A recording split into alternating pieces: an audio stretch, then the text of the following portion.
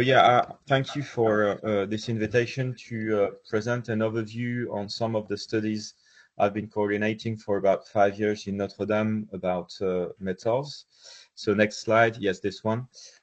Just to go a little bit back in time about the fire that struck Notre-Dame in April 2019, which quickly led to the creation of a huge scientific program gathering about 200 researchers, which was coordinating by the French Center for National Research and the Ministry of Culture with 9 working groups. And the objectives of this program were to carry out an interdisciplinary study of the entire building, dealing as well with material issues about stone, wood, glass, metals, and I speak about metals more, considering the standing monument and the archaeological remains that were also saved from the fire, but also dealing with immaterial questions such as emotion sounds, of which I will not speak of in the following presentation. Next slide.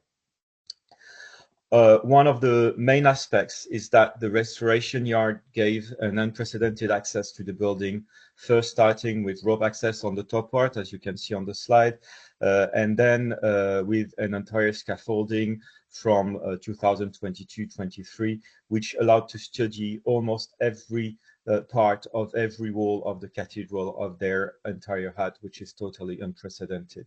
So this led to many discoveries regarding material questions. Next slide.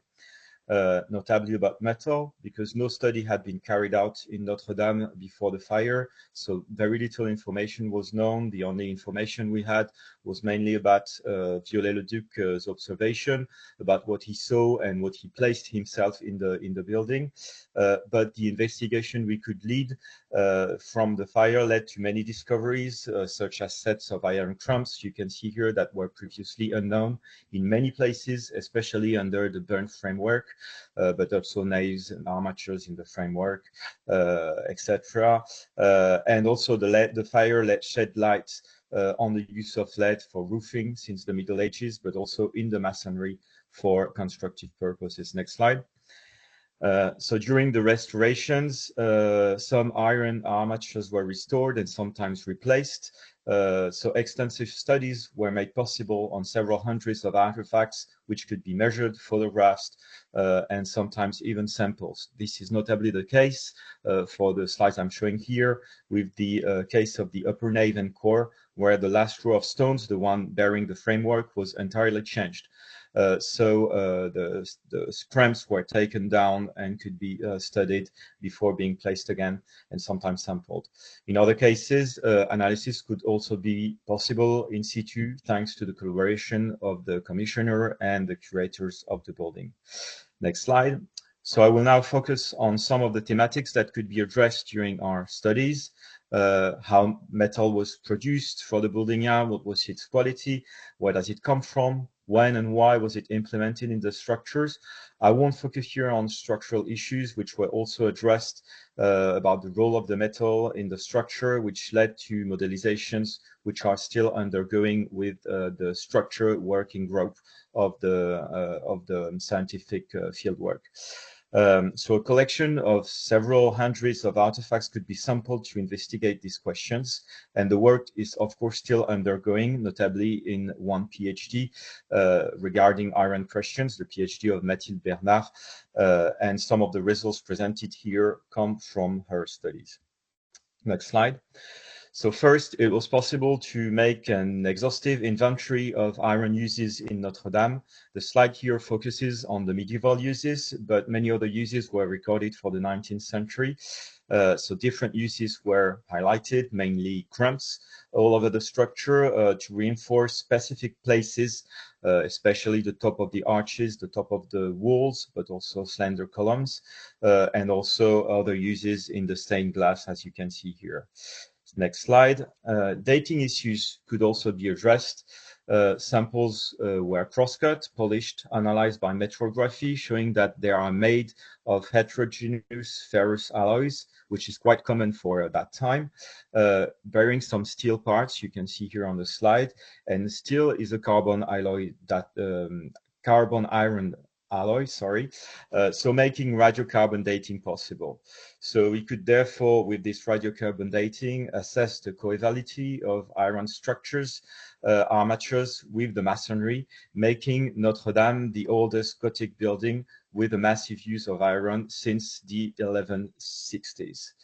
So these dates on iron, they will also help to better date the construction campaigns of Notre-Dame, crossing the results with dendrochronology, which is going on also, and stone studies about marks and tools.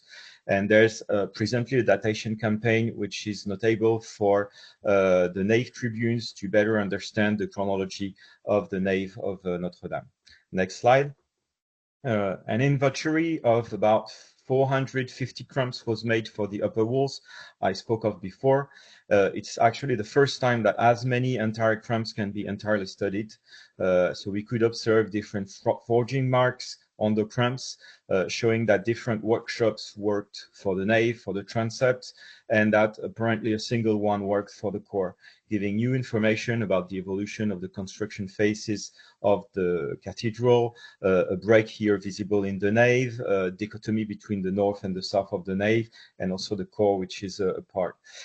So it's the first time in such a building that we can identify different blacksmith workshops on a building yard through their production, which is the objects they made. Next slide. Inside the matrix of these ancient iron objects, we can find some slag inclusions, what we call them, which are impurities coming from the ore and bearing its chemical signature. So their analysis by laser-induced mass spectrometry gives kind of a fingerprint of the object. So this is currently being applied to the entire corpus to evaluate the different sources of iron and their provenance. So many different sources could be highlighted. Next slide. Sometimes mixed inside a same object, which could be an indication of the recycling of scrap metal.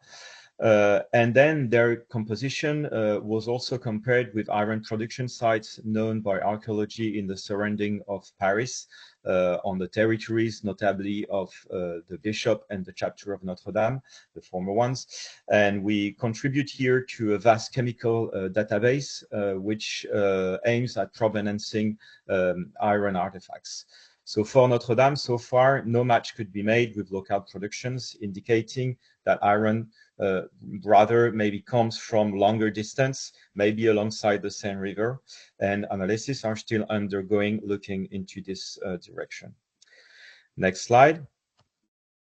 So a few words about the other metal which is massively used in Notre-Dame, which is lead, that was sadly first known about the concerns about pollution after the fire, but this fire also shed light on the uses of lead in this kind of building, which was previously never really addressed in any great monuments such as Notre-Dame.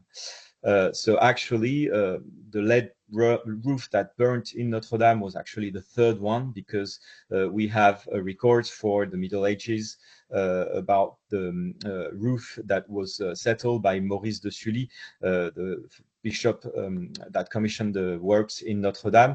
In his will, the first lead roof was created in the Middle Ages and then restored in the 18th century, in the 19th century, and now in the 21st century.